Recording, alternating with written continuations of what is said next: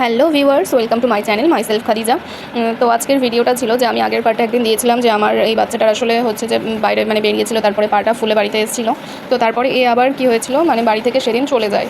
তো এবার চলে যাওয়ার পরে অনেক খুঁজতে থাকি, সেদিন আর আসেনি। তারপরের দিন যখন আসে তখন দেখি যে ওই জায়গাটা পুরো একদম কামড়ে নিয়েছে, হয় কুকুর না হলে বিড়ালে কামড়ে নিয়েছে। তো তারপরে কী করলাম, ওটা ইমার্জেন্সি হয়ে গেছিলো। তো তারপরে ডক্টরের কাছে নিয়ে যায়। তো ডক্টর বললেন যে ওকে কুকুরে কামড়েছে। তো তারপরে আর কি ওকে যেসব যা কিছু করতে বললো সেগুলোই আর কি করছিলাম। ওই যে ওর ভ্যাকসিন চলছে যেহেতু, আর হচ্ছে যে ওকে যেভাবে ক্লিন করাতে বলেছে সেরকমভাবে সমস্ত ক্লিন করা, তারপরে হচ্ছে যা যা মেডিসিন দিয়েছিল সেগুলো খাওয়া আর কি। ভিডিওটা এই জন্যই দেওয়া, কারণ আমি ফার্স্টে যখন এই ভিডিওটা একদিন করেছিলাম, আগের দিন, সেই ভিডিওটা লিঙ্কটা আমি অবশ্যই দিয়ে দেবো। তো আমি আগের দিন ভীষণ ভয় পেয়ে গেছিলাম, বিকজ ওর পাটা ভীষণ ফুলেছিল, হাতটা আর কি। তো ওই হাতেই আবার একটা কুকুরে কামড়ে দিয়েছিল এবং সেখানে ম্যাকআউট হয়ে গেছিলো, পুরো পোকা হয়ে গেছিলো।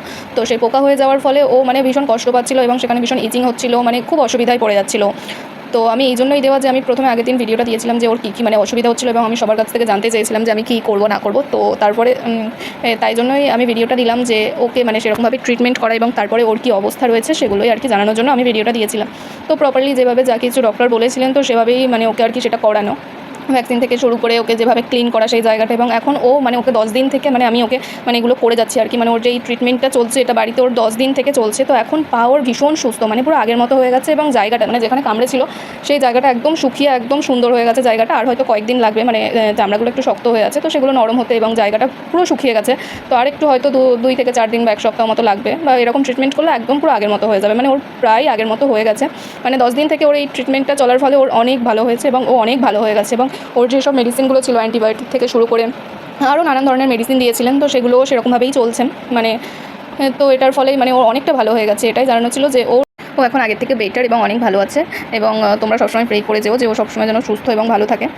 তো ওকে আর কি এরকমভাবেই আর কি প্রতিদিন ওকে ট্রিটমেন্ট করা হয়। তো এটাই আর কি বলার ছিল যে ও এখন অনেক সুস্থ এবং অনেক ভালো আছে।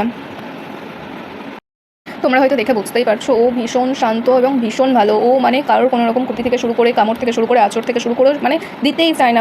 ও এতটাই শান্ত, আমি আজ পর্যন্ত এরকম বাচ্চা আমি কোথাও দেখিনি যে ও এতটা শান্ত। ওকে ভ্যাকসিন দিতে নিয়ে গেলেও আমার কোনো অসুবিধা হয় না, ওকে ওষুধ খাওয়াতে গেলেও আমার তেমন অসুবিধা হয় না, ওকে ক্লিন করাতেও আমার তেমন অসুবিধা হয় না। আমি এরকম ভালো আমি কোথাও দেখি। তো চলো আজকের ভিডিওটা এই পর্যন্ত। আর তোমরা যদি ওকে দেখতে চাও এবং ওর খবর রাখতে চাও এবং ও কেমন আছে না আছে যদি জানতে চাও তাহলে অবশ্যই কমেন্ট করো, আমাকে অবশ্যই কমেন্ট করবে। তো চলো টাটা, আজকের জন্য এই পর্যন্ত।